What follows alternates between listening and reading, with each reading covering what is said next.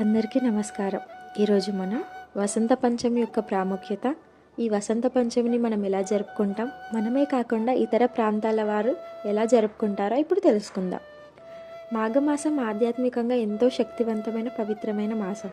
ఈ మాసంలో అనేక పండుగలు రానున్నాయి. వాటిలో వసంత పంచమి కూడా ఒకటి. ఈరోజు చదువుల తల్లి సరస్వతీదేవి అవతరించినట్లు మన పురాణాలు చెబుతున్నాయి.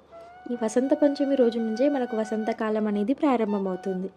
మాఘమాసం శుక్లపక్ష పంచమి రోజున ప్రకృతి వసంతానికి స్వాగతం పలుకుతుందని మన పురాణాల్లో పేర్కొనబడింది. ఈ వసంత పంచమిని శ్రీ పంచమి అని కూడా అంటాం. వసంత పంచమి చాలా ప్రాముఖ్యతమైనది. ఈ రోజున బ్రహ్మదేవుని సతీమణి అయిన సరస్వతి అమ్మవారి జయంతిగా జరుపుకుంటాం. ఈ వసంత పంచమి రోజున చాలామంది తమ పిల్లలకు అక్షరాభ్యాసాలు చేయిస్తూ ఉంటారు. ఈ అక్షరాభ్యాసాలు అనేవి కేవలం మందిరాలలోనే కాకుండా పాఠశాలలు, కళాశాలలో కూడా నిర్వహిస్తూ ఉంటారు. అంతేకాక అందరూ తమ ఇళ్లలో వసంత పంచమి వ్రతం కూడా చేస్తూ ఉంటారు. ఈ వసంత పంచమి రోజున పసుపు రంగు దుస్తులు ధరించాలి అని చెబుతూ ఉంటారు. ఈ రోజున అమ్మవారికి ఇష్టమైన చక్కెర పొంగలి, పులిహోర వంటివి నైవేద్యంగా పెడుతూ ఉంటారు. ఇక్కడ మనమే కాకుండా ఉత్తరాది వారు కూడా వసంత పంచమిని ఎంతో వేడుకగా చేసుకుంటారు.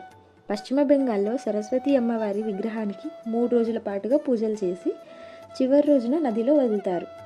పంజాబ్, బీహార్ వంటి రాష్ట్రాలలో దీనిని పతంగల పండుగగా కూడా జరుపుకుంటారు. మనం ఇక్కడ సంక్రాంతికి ఎలాగైతే గాలిపటాలు ఎగురవేస్తామో అక్కడ వారు ఈ శ్రీ పంచమి రోజున అన్ని వయసుల వారు కూడా గాలిపటాలను ఎగురవేస్తూ ఉంటారు. అమ్మవారికి కేసరిని ప్రసాదంగా పెట్టడం ఇంకొక విశేషం. ఈ పంచమి రోజున ఎక్కువగా పసుపు రంగుకే ప్రాధాన్యత ఇస్తూ ఉంటారు ఉత్తరాది వారు. అమ్మవారిని పసుపు వస్త్రాలతో అలంకరించడమే కాకుండా అందరూ కూడా పసుపు రంగు బట్టలే కట్టుకుంటారట. ఇంకొన్ని ప్రాంతాల్లో అయితే దీనినే కామదేవ పంచమి అని కూడా అంటారు.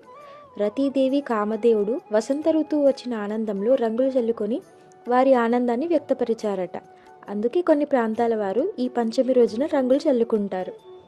ఎవరైతే ఈ వసంత పంచమి రోజున సరస్వతి అమ్మవారిని పూజిస్తారో వారికి అమ్మవారి ఆశీస్సులతో పాటు ఏకాగ్రత, పట్టుదల, జ్ఞాపక శక్తి పెరిగి వారికి చదువుపైనే కాకుండా సకల కళలు, అమ్మవారు ఎలాగో సకల కళలకి అధిపతి కాబట్టి అన్ని కళలపైన కూడా మనసు లగ్నం చేయగలుగుతారనేది మన పురాణాల్లో చెప్పబడింది.